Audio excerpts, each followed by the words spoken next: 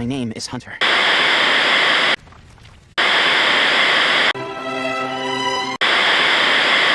When I was a kid, we trudged through the school week with one glorious reason to live: Saturday morning cartoons.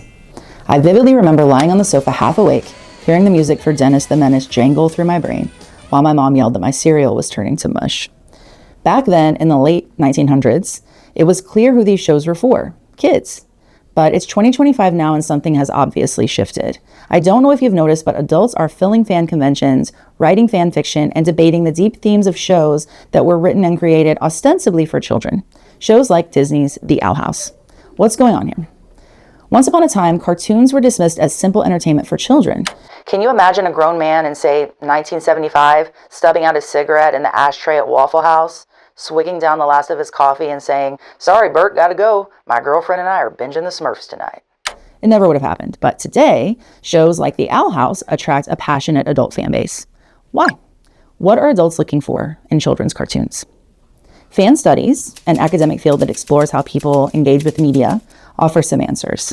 Fans don't just watch shows. They immerse themselves in the stories, find communities, and even shape the media they love. Adults watching children's cartoons is more than just nostalgia. It's about connection, creativity, and sometimes rebellion against societal norms. It's also about something that's been referred to as the kidification of adults. In 1982, Neil Postman, in his book The Disappearance of Childhood, argues that mass media, particularly television, is destroying childhood by eliminating the boundary that defines it, the secrecy of adulthood. In recent years, the digital revolution has made these secrets vastly more accessible.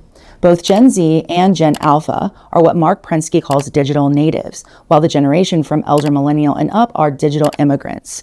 The difference between growing up with access to the digital world and not having that access until adulthood is vast. Today, even elementary-age kids can use technology to access and demystify adulthood, while adults aspire to understand and conform with youth culture. This is a reversal of the paradigm I grew up with, in which kids found the adult world intriguing and mysterious. But it's not anymore. Kids can learn whatever they want to about adulthood, while their parents struggle to keep up with what 6, 7, and bombastic side-eye mean.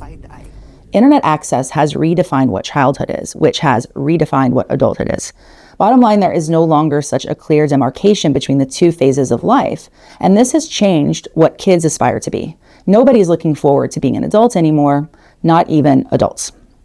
That brings us to The Owl House. The Owl House was a Disney show beloved for its magical world, diverse characters, and mature themes. Fans say it helps them feel understood and represented. And despite its cancellation, the show's fan base hasn't gone away. They are so alive and well on Tumblr. Why does a show designed for kids hold such power over adults? In this episode, we'll dive into the world of The Owl House by interviewing one of its superfans, our very own academic support coordinator here at the School of Interdisciplinary Studies at UT Dallas. Her name is Taryn Lackey, and she loves The Owl House. In our conversation, we'll talk about healing childhood trauma with cartoons, the controversy over Disney's cancellation of The Owl House may be due to its LGBTQ+ characters, and ever so much more. We will explore why adults watch cartoons, what they get from them, and what the interdisciplinary field of fan studies reveals about our love for these whimsical stories. Welcome to episode 1 of the fannISh podcast. Let's go. Tell me again. Yes. Tell me about how you found out about The Owl House. What made you decide to watch it? Yeah. So my best friend, he reached out to me and he was like, I found this show on Disney Channel. Don't judge me yet. I think you're going to love it. And I was like, okay. And he's like, well, you have to give it time. And I was like, okay, how much time? And he's like, you can't watch 2 episodes and then make up your mind. I was like, all right, like 14. I was like, that is a lot of episodes to commit to like maybe not liking a show. But I did it and it was slow. It was really slow. And then after episode 14, I kid you not, like surely enough, it like completely flipped. And he was like, so here's the secret. The writer of the show got control of it at like episode 14 of season 1. And I was like, okay. So like Disney had been toning it down for the first 14 episodes until she got control of the show. And then it just like really took off. And then season 2 was even crazier. And then season 3 was just unhinged for Disney Channel. Mm-hmm. So I fell in love with it via him, which like, thank you. Shout out Chris for introducing me to the show. But you do have to give it time. It's always such a like risk whenever someone is like, hey, you're going to love this, but first, before you even know for sure that you love it, you have to invest a crazy amount of time in it. It's like, I know, but sometimes it does pay off. It did. Yeah. I'm so glad I actually listened to him and did it. Sometimes you just have to tough through it. So what made you love it, like, after the first 14 episodes? I feel like there's a kind of, like, removal that comes with watching cartoons to where you don't get defensive, like, in processing your feelings. Like, when you relate to a character or characters and you're watching them on screen, you just kind of get to watch it a little bit removed from reality. And the Owl House did such a fantastic job, not only of, like, representation and, like, representing a massive diversity of groups and adult issues and themes. They did it so subtly that it was enough to be a kid's show. So it was, like, very palpable. Mm-hmm. And I love when I get to process, like, my feelings and traumas or history or whatever through cartoons, and it's like I don't come out of it feeling like depressed or like I just went through an emotional whirlwind, because it's a kids show. So at the end of the day, it's going to end good. So we talked a little bit about how you feel like animated shows help you, even adults, process trauma, especially childhood trauma. For sure. So do you think that's what it is? The fact that it's drawings and it just feels more removed from reality? Yes, I think for sure when we have, like, TV shows and movies where people are on screen, we put up walls because it's a little too real. Mm-hmm. Especially if we really connect with something. Like, if, like, oh, that happened to me and it's reality, we often don't get on it at the same level as we do when it's cartoons. There's a lot of comfort in cartoons. There's a lot of research that shows that they help us develop learning strategies. They keep serotonin in the brain longer. Like, there's a ton of, like, articles that you can read about in adults watching cartoons. But yeah, I think it's absolutely real. So there's this concept that scholars talk about, which is neoteny, okay? So it's remaining young. Yes. When adults remain young. And so this is something that we see, I think, more now than we did 20, 30 years ago. 100%. You know, in the 70s, 80s, even somewhat into the 90s, having a grown man, you know, be like, hey, I can't chill with you tonight, guys. Like, me and my girl are going to watch, like, I don't know, Scooby-Doo, or we're going to watch My Little Pony or whatever. Yeah. It just would not have happened. No so there's way. more acceptance of this. So I guess this is a really interesting way of explaining why adults are kind of more so now continuing to be drawn to children's stuff. I think maybe some of it is that the world has gotten extremely upsetting, and so maybe we're retreating. I don't know. What do you think about that? I think there is, like, a bit of retreating for sure. I also think that historically things come full circle and we go through phases of life of overcorrection and undercorrection. So there could definitely be, like, retreating happening, but I think more than anything, and we've talked about this before, is that it is becoming increasingly more okay to not be okay. There is an acceptance that's happening on, like, a broad scale. And I think this is a little bit of overcorrecting, where we are more prone to validate feelings than we are logic. So something doesn't have to be logically continuous or applicable in every situation, so long as we're, like, validating feelings. I feel like that's the movement right now. That's interesting.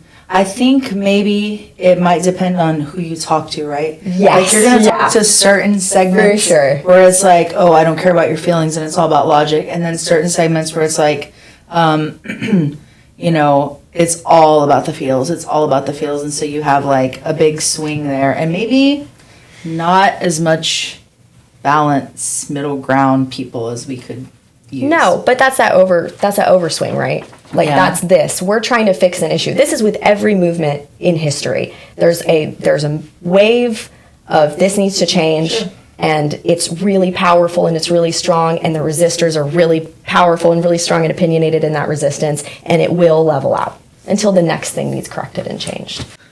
So I want to touch on the fandom. Yes. So from what I found, it was and maybe still is really active on Tumblr. Yes. Did you notice that? Tumblr, yeah, Reddit. Okay.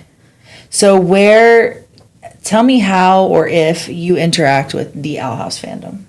Mostly through Tumblr. Oh my gosh. Mostly through Tumblr and YouTube. Okay. Yeah. So most of like creators that I watch and engage with, comment on, etc., is YouTube more than anything. That's probably because I'm chronically on YouTube. I'm not a big social media person. I do not post a lot. Like, I don't have an X, Twitter. I didn't have a Twitter before it was X. Like, never. My Instagram, I would say like 90% of my posts are from when I was in like middle school or like early high school. Yeah, I'm just not on social media. So that's kind of like a fault of me. For like when I'm like, oh, I don't interact in all these spaces, but it's mostly Tumblr and YouTube. So what do you think about the fandom? Like, what do you notice about them? Who are they? They're very aligned, which I think is really unique for a fandom. I think there's definitely tension between like, oh, ships and oh, this should have happened or this shouldn't have happened. But I feel like the majority of the Owl House fandom, and I guess that comes with the territory of being a fan of something, but they're like, this show was just fantastic. It was phenomenal. And, like, it has plot holes and it has, you know, continuity issues, for sure. I'm not denying that. But I've never seen such, like, a joined group of people before. That just, like, everybody is just thoroughly an enjoyer of this.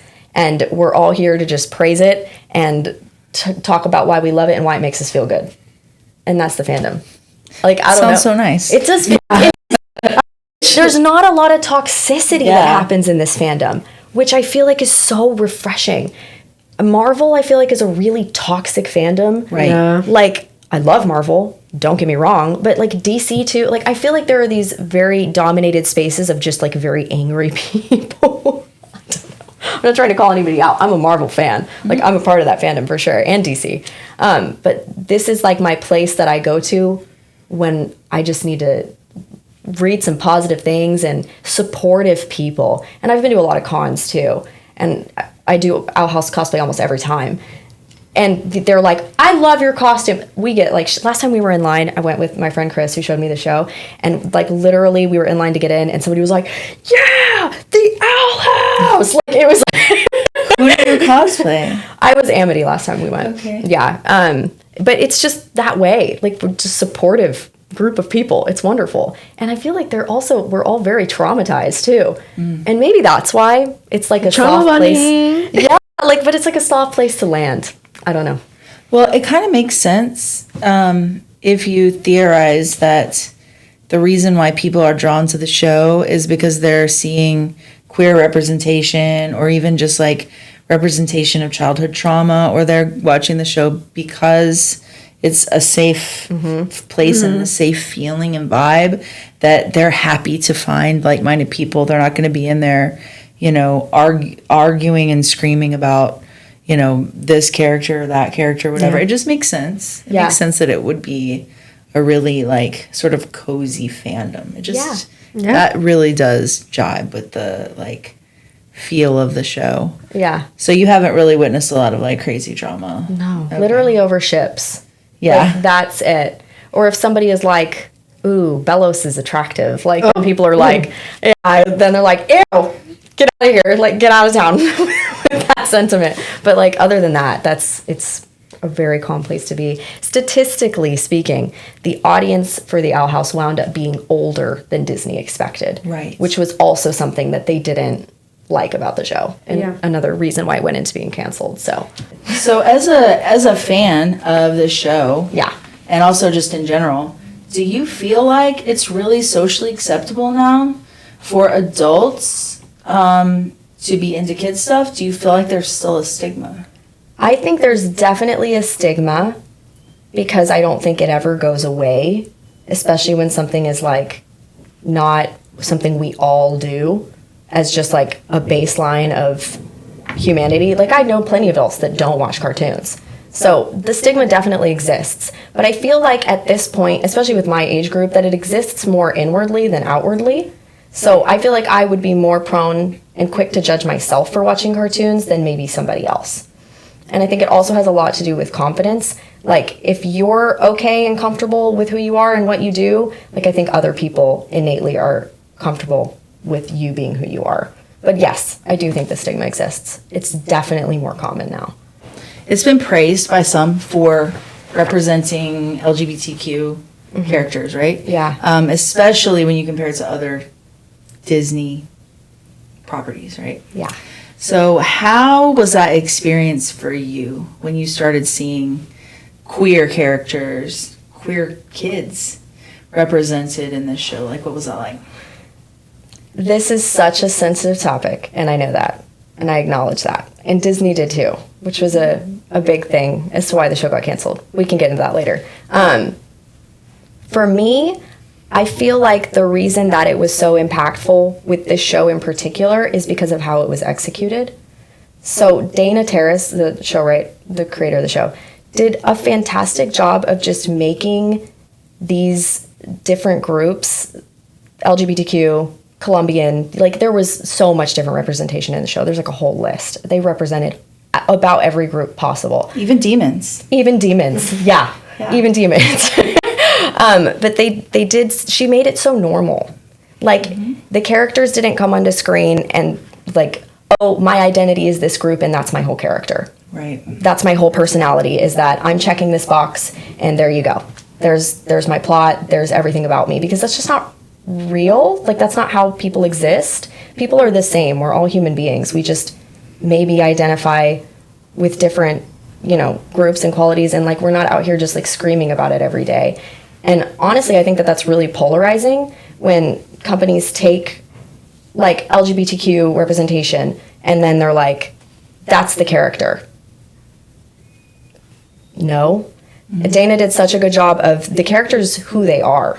Like they were written as people and their lines were believable. Like everything that they said and did was like, yeah, that's a person. That's how I would function. And that's what made it representation, is like I could see myself in the characters I related to because they were just being them. Mm-hmm. And the fact that they were a part of different groups was just a fact. It wasn't like overdone for the sake of anything. So you talked about episode 14. Yeah. Would you say that was like your turning point episode that changed the way you felt about the series? Yes, for sure. Okay. So what was the like feel? I've only made it through episode 8 of season 1, and I was literally watching it with a 10-year-old, and I was like, we're all kind of enjoying this, you know what I mean? Yeah. So explain how the tone shift feels when you're watching past episode 14. It picked up in pacing, for sure. The show is really slow to start out, and it's very kind of slice of life, which I love slice of life shows too. But at like around episode 14 to 16 is when you'll really start to notice, if you don't pick it up in episode 14, it picks up pace. The story starts like moving faster, and then it gets, I don't want to say darker because I feel like that's not the right word, but it just gets a little more real. I would say from my first experience watching it hitting episode 14 specifically, it was like, hold on, I'm catching it a little bit more. Yes. It was like, hold on, wait. As somebody that is like 26, when I first watched it, I was like, Yeah. Oh, wait, this is Disney? Yes. Yeah. They start dealing with, like, I think more real themes in a more obvious way. Mm-hmm. A lot of, like, kids shows or shows geared toward children, like Y7 shows, will bury real themes underneath a lot of, pretext, like, subtext and, like, just language that crosses away from things that are real. I have an example. This didn't happen in the show, but, like, they'll be like, oh, that person is gone instead of that person died. Mm-hmm. Like, they didn't say that in the Owl House. It's not something that happened. But that's kind of what kids shows will do, is they'll make it to where kids can't pick up on what's going on, but adults can. And I feel like it shifted way more into that realm to where your brain just starts picking up on things, kind of like Shania said, and you just don't even know why. You're just like, oh, like, oh. And it just becomes a little more real in that way. It's kind of like in Disney movies how the mom is always dead. Okay, not always, but it's so weird. I was actually just reading this, article. No, I was talking to Chelsea. About this. The connection between, like, purity culture and Disney, right? So you have, like, these young, beautiful teenage girls. Mm-hmm. The mother's gone. And the dad has this, like, ownership of them and doesn't want to give them up, right? So, like, you've got, just for a couple examples, like, The Little Mermaid is a really obvious one, right? Like, he's got her underwater. He doesn't want to give her up to the Prince guy, and then Beauty and the Beast, right? She's got like you got the crazy or the old dad, like in all these movies the mother is just like gone. She's just gone. Even Bambi, like the mother gets shot.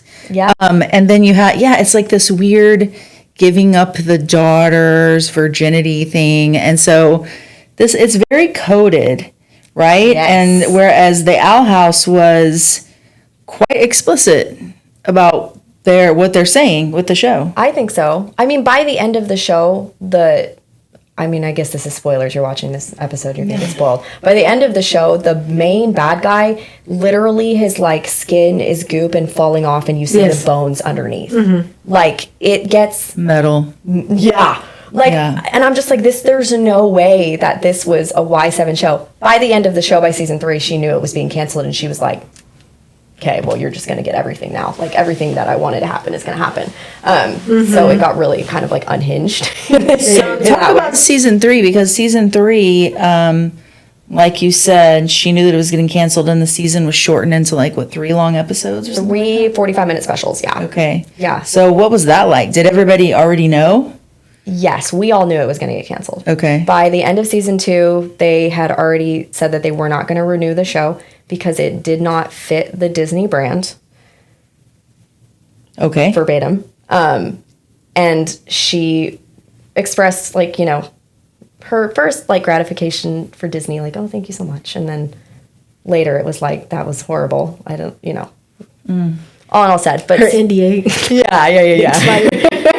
But season 3, like, kicked off, I mean, within the first 3 minutes, they did, to, like, get all of what happened for the summer in between season 2 and season 3. Yeah. They jammed it into, like, an intro, like a 3-minute intro of, like, almost like a montage. Yeah. And within the first 3 minutes, there was, like, a big PowerPoint slide that was like, hi, I'm bi, with, like, the bi flag rainbow. Oh, yeah, And, like, Gus, one of the characters in the background, is, like, waving bi flags. And, like, her mom, for the entirety of season 3, has, like, an LGBTQ pin, like, with a heart on. It was...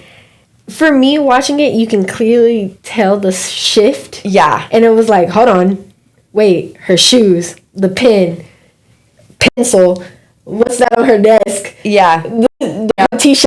It was like in every point, there was like something in the corner with something. Yeah. The kids don't say YOLO anymore, but it was a YOLO moment. It was like very YOLO. Like the shift in season 2 was super subtle. Like it was something more that you felt. And then the shift in season 3 was like, whoa. Yeah. Like we're going. The first major character death was in the first episode of season 3. Yeah. Yep. Yeah. It's just, she was like, all right, no bars anymore. That's cute. So let me ask you this. I'm going to shift into talking about the fandom a little bit. Yes. So did you have anyone in your life, I mean, at the time you started watching this, you're an adult, but was there anyone in your life that had a negative reaction to it, that didn't like that kind of representation, or that like you tried to show it to and they were not feeling it? Not that, like, didn't like the representation per se, but definitely that I showed the show to and they were like, that's not for me. I think that had more to do with us, like, you know, talking about the stigma behind adults watching cartoons than anything to do with, like, the actual representation. I try not to surround myself with people that are, like, anti-progressive in that kind of way. But yeah, definitely in that, like, I don't watch cartoons, I can't get through this.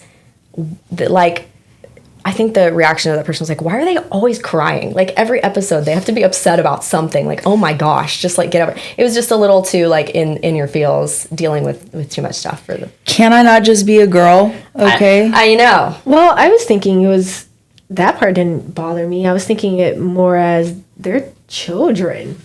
It's literally what I was trying to figure out, because it was also teaching them how to deal with friendship, and I really enjoyed that. I was like, oh, if I'd seen this, I would have handled a lot of friendship situations a lot differently. Yeah. And I was like, I'm seeing this as the point of view of a 10, 11, 12-year-old, kind of. Well, 12 is the youngest, I think, and then 14 is, like, the main group of the kids. And I'm like, how would you have acted when you were 14? I was like, you would have been definitely crying. Because they dealt with puberty with King. Yes. Yes. Yeah. He's 12. I think he was 10 or 12. I think you're right. Yeah. Yeah. So It's the demon. Yes. the demon. Yeah. Yeah.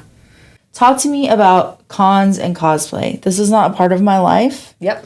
but I'm really fascinated by it. And whenever I meet people who cosplay, I'm like, how do you afford it?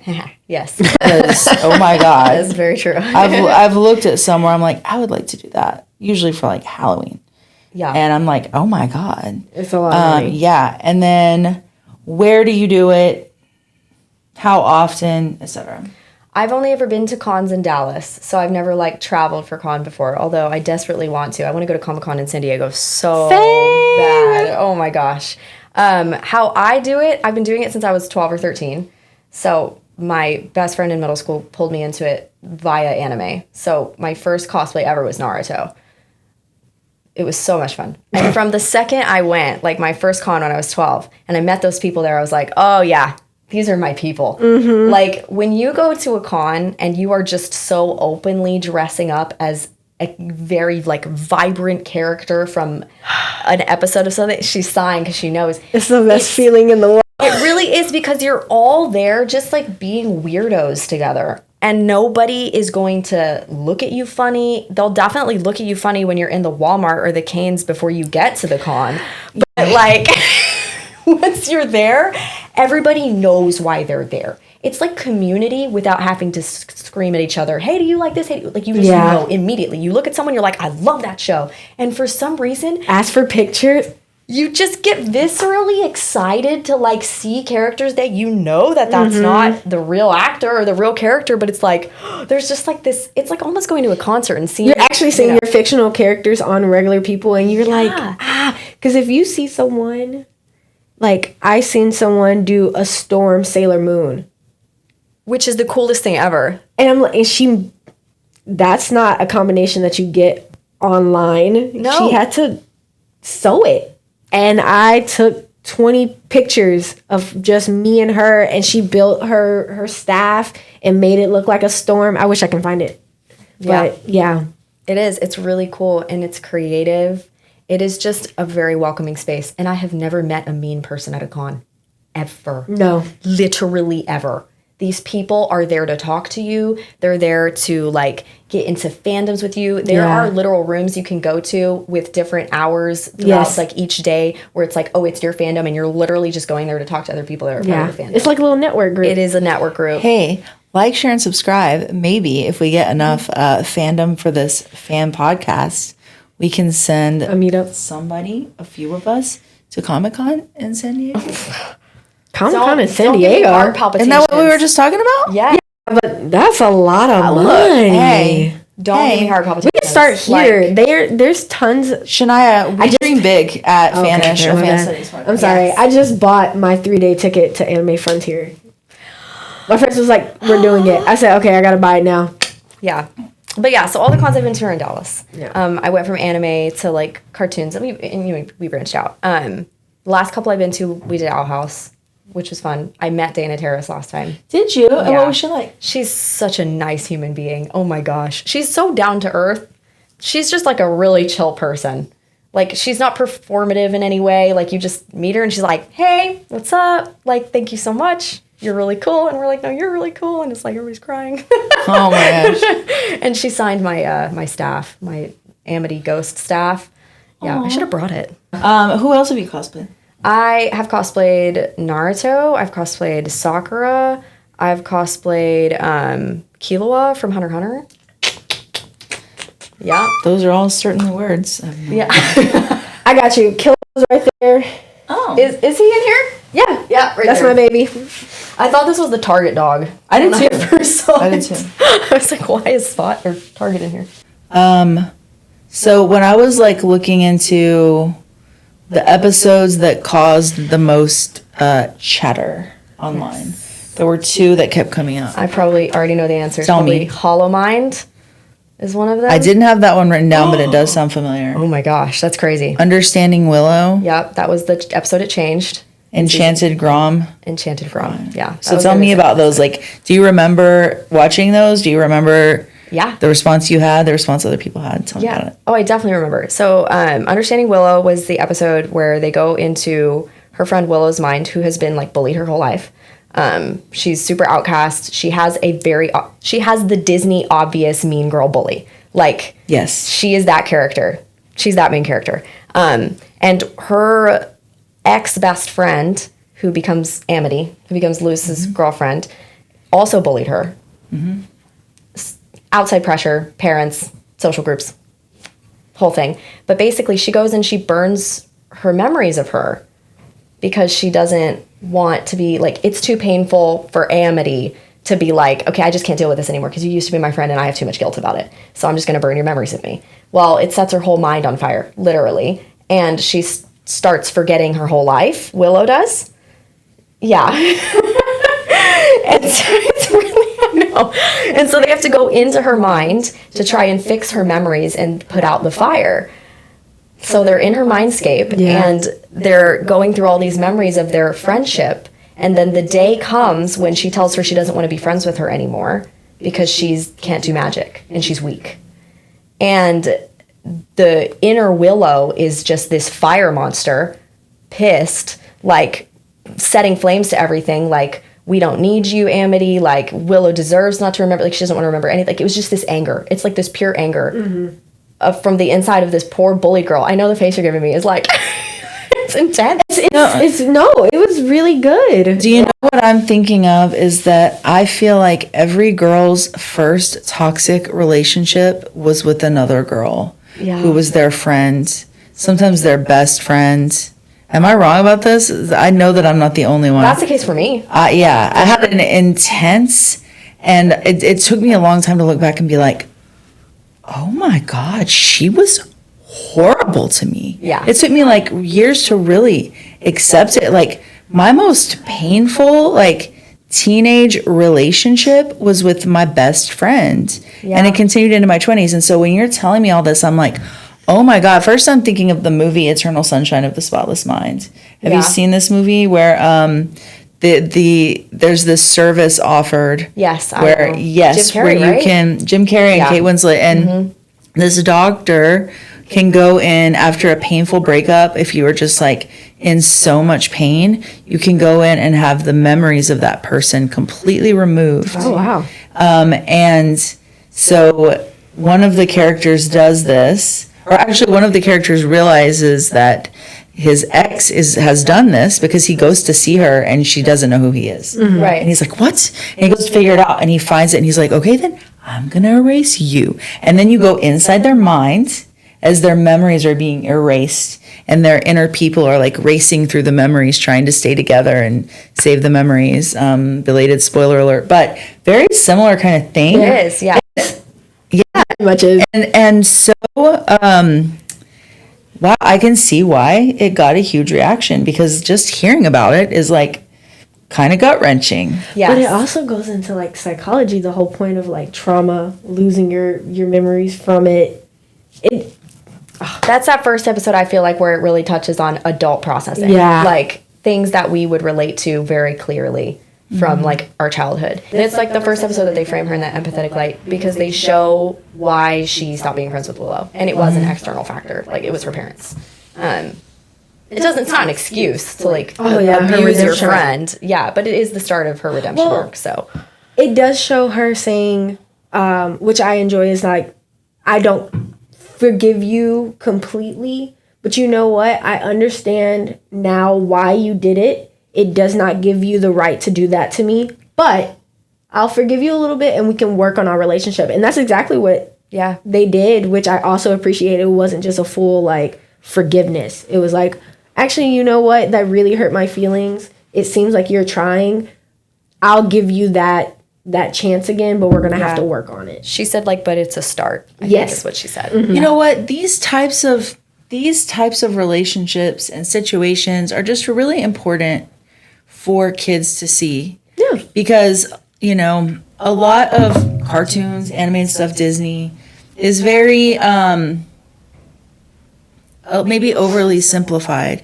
Be kind to people and do this. I don't know, like be nice to love your parents and don't do drugs. And it's like, we, especially for kids who grew up maybe like I did, who didn't have a lot of we didn't really have emotionally mature parents. They were young. No one ever taught me like, hey, here's how you handle a really difficult, complicated friendship like the one that I grew up with. I didn't know what to do. I was just like, okay, well, my father is mean to me, and so but he loves me. And so my best friend is mean to me, but she still loves me. And it's really important, I think, to have stuff like this that teaches you like, hey, here's how you protect yourself. Here's how you set boundaries, and here's how you deal with toxic people. Yeah. And another show that I'm gonna just put myself on the spot. I love watching Bluey. I love watching Bluey. My 7-year-old. I will sit down and watch Bluey just by myself. I love Bluey. The parents are so like, if every child had parents like that, we would live in freaking paradise. Yeah. Because they're just so reasonable and calm. Yeah. I'm not like that as a parent. Well, they even talked about, I think their newest episode is the one I seen, at least because Australian version and American version is different. They just talked about miscarriages and then some women not being able to have children, and that's perfectly okay. And it was the mom and the mom's older sister. It was like, Aunt, like, why don't you have any? She's like, I just can't. First of all, if you're going to make 6,000 episodes of a show and they're all 8 minutes long, you're going to have to come up with some stories. Yeah. But also, there's another show. I don't know if you guys have seen K-pop Demon Hunters yet. Yeah, absolutely. Okay. But here's another case, because Clementine is obsessed with it. Of course. Like, she would watch it on repeat and does. Yes. And the soundtrack. She knows every word to every song. Yeah, First Soulja girl Boys? band, by the way, not ever, since the Spice Girls to top the charts. Yeah. Really? Number Good one. for them. First girl bands, yeah. Go Huntrix. First of all, they can sing. Like, Yeah. especially that one. Okay. So, but if you've seen the movie, then you know. I thought the way that they did, and it took me a few, like, kind of viewing just kind of like from the other room and really thinking about it. The patterns is such an amazing metaphor for like a generational curse. Like, Right. this is something that she has attached to her through no fault of her own. But she's got these patterns, which is, we have our patterns. Yeah. Yep. Families have patterns. People have patterns. And sometimes we don't know how we got them. And she's walking around with them. She's ashamed, right? And she doesn't want to show anybody. And she's hiding herself, even from her closest friends. And it makes her feel aligned with evil.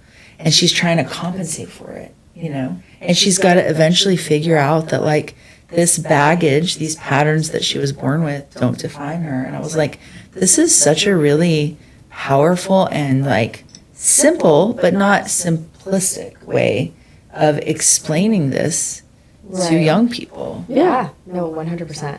So it's nice to see when, media for kids doesn't dumb it down, and also enables us to enjoy animated stuff, because like you said, it can be really just like relaxing to feel that sort of distance from reality a little bit.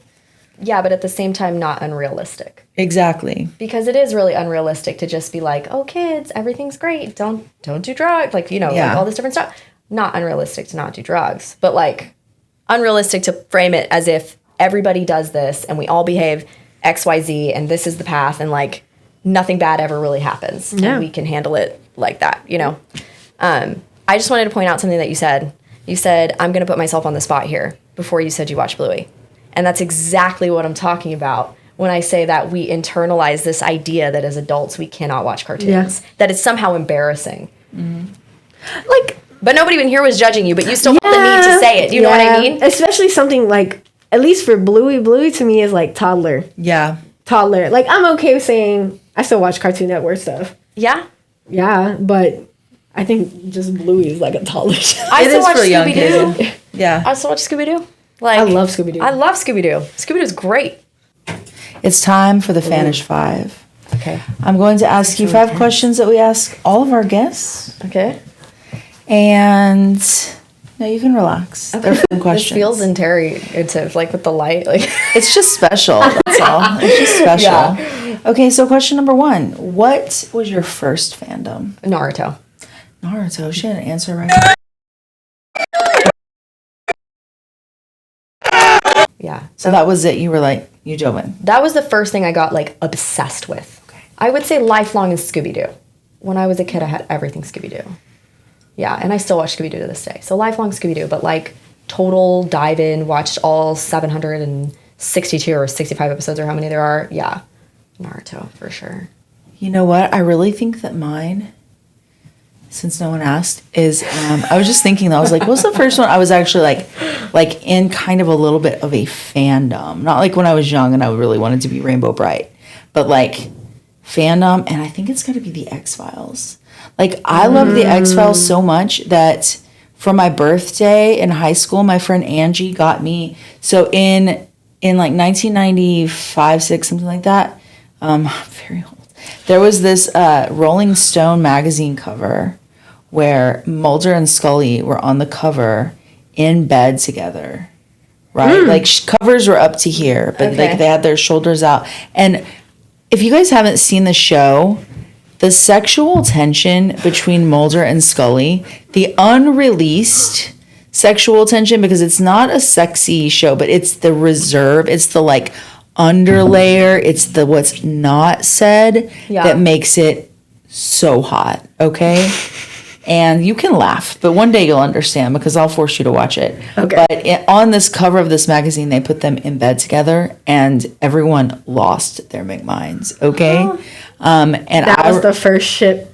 It was like such a ship, and now there's like so many memes and so many whatevers. But she got me a poster size blown up of that cover, like framed, and brought it to school, and I was just like, oh. So it was at the point where people knew. And because I kind of looked like her and I had red hair, like people called me Scully. That was my nickname in high school. So anyway, I just brought that up for me. No, my mom sent me like a picture, like a cutout printed from literally just our computer printer at home of Naruto, like while I was at summer camp. Like literally put it in a letter to me. So I get it. So yeah, when everyone around you recognizes that you're a freak for something, then I think that officially makes you a freak. So what's your comfort media? So show, movie, book, song, game, anything that you keep going back to when you just like want to feel cozy and safe? Ooh, okay. It's definitely TV shows and songs for sure, like music. I listen to a lot of indie folk, like Bon Iver. Yeah. But TV shows, I would say, especially around spooky season, Supernatural, Vampire Diaries. Yeah. And then The Owl House. It's like, those are just I've seen it so many times, I can just put it on and it's on. And then Scooby-Doo. I don't know how many times I've said Scooby-Doo in this episode, but like, that's another one I just like put on and I can just feel like inside. I was Velma for Halloween last year. Really? I was. I was Scooby to Halloween ago. I was. And you know what? The reason why I did it is because my boyfriend and I were talking, and he was like, I forget why, but he was like trying to make me guess. I think I'd asked him, like, I think I was making fun of somebody, honestly, if I'm going to keep it real, for having a crush on a cartoon character. And I was like, have you ever had a crush on a cartoon character? And he was like, only one that, like, every kid in the 80s, every boy had a crush on. Was it Jessica Rabbit? And I was, like, guessing. I was guessing Jessica Rabbit. I was guessing, like, Daphne. I was guessing all these things. And he was like, duh, Velma. And I was like, what? Velma? And he's like, every boy thought Velma was cute. And I was like, are you serious right now? And I still am not sure. I know. Yeah. I'm not sure if I believe him. But I was like, all right. So I was Velma for Halloween. And he was Gambit. Yeah. Nice. Not the Channing Tatum version. The actual. He's still very upset about that. So, okay. If you could spend a day inside any fictional world, which one would it be? Oh my gosh. Avatar: The Last Airbender. Okay. Yeah. Honestly, I think the Owl House is like too traumatizing for me to live in. Like, not the Fire Nation? No. Like, I just want the powers. I want to be a bender really bad. That makes sense. I said X-Men. Okay. Yeah. Okay, that's cool. I want the powers. Yes. Be a mutant. But I can still watch TV. Yeah. Okay. What power? If you could have a power, what would you want? Mystique's. I'm sorry. I just, really cool. Y'all know me. I like to change my hair, my makeup. That's good. I like that. Fits. I love Storm, but my appearance would be Yeah. What about you? Superpower? Out of X-Men, Storm. For sure. But any superpower. Omega level. Yeah. Oh, yeah. Any superpower, like ice. Like ice powers. Ooh, really? Yeah. No, that's my jam. I'm a very wintry person. I would want to fly. That would be mine. I want to fly. That's cool. It? Yeah, that's it. Just let me fly. I'm good. Yeah, I love that. Like what's a fandom you just really, really do not get? Oh. Doesn't necessarily have to be that you don't get why they like the thing, but maybe you don't get them, their behavior. Like I don't get down with it. That's kind of tough. I like a lot of things. I'm a fan of a lot of things. So I really have to think about it.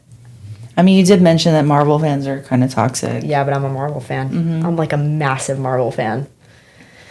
I get aggressive about it too. Like, I don't know. You brought up a good one. You brought up bronies. I brought up bronies. Another one, after you said it, it reminded me of my Tumblr days. What is the ones where, the Zodiac ones? You know what I'm talking about? Where they had like the horns? Oh, yeah. I don't understand them. I don't like them. My bad. You're allowed to say it. I don't We like all have them. our opinions. Yeah. They just, it's like crack to them. Yeah. It's like, it's very they intense. get to, it's like, okay, literally these are monsters that is supposedly the Zodiacs. I get it, but I don't get why you're doing this. You know what fandom just pops into my head? I kind of have a little bit of a problem with. Huh. We might have to cut this out, but I'm just going to say it right now. That's fine. The Barbs. Nicki Minaj. Oh. Like, they're very, very mean.